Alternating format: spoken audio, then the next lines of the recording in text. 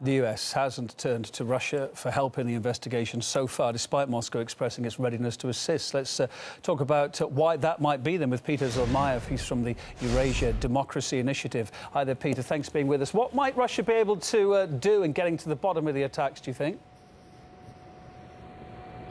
Well, I think, first of all, Russia and America must cooperate in conducting a thorough investigation into the attacks. I also think that Russia must, and I'm sure it will, investigate the reported travels of the older brother Tamerlan to Russia, which he is said to have made about 6 months ago.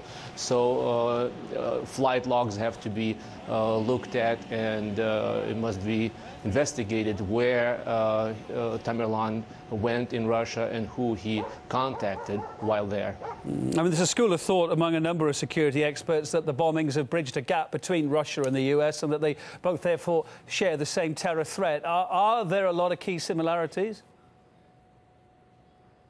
Well, there are a number of key similarities, significant similarities, the main one being that both countries over the last decade or so have been involved in fighting insurgencies, America in Afghanistan and Iraq, Russia in Chechnya, that have been inspired by an extremist, intolerant brand of Islam, largely backed by and inspired by the vision of Al-Qaeda.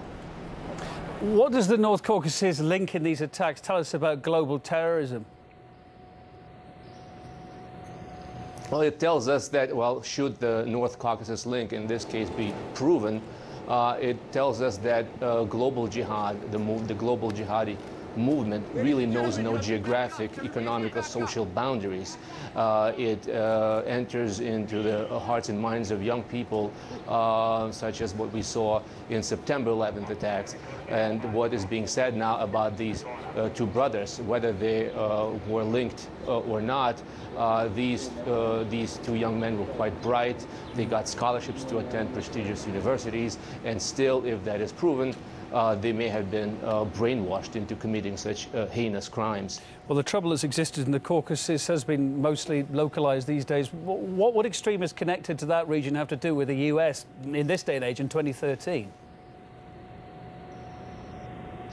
Well, the Chechen extremists have long been known to cooperate and work and fight shoulder to shoulder with their Al-Qaeda brethren, as you know, shortly after the September 11th attacks. As a matter of fact, the U.S. ambassador to Moscow, Alex Versbau, in fact, went on record saying that we, meaning the U.S., have long been aware about the fact that Al-Qaeda has been fanning the flames of the conflict in Chechnya. So what we're seeing here, once again, if it is proven, and there are signs that the older brother may have been influenced by certain radical Islamist ideology, and if that is indeed proven, that it shows that terrorist extremists are now working, once again, shoulder to shoulder with their Al-Qaeda comrades outside of Chechnya and outside of Russia. Peter Zalmayev from the Eurasia Democracy Initiative, thanks for your thoughts.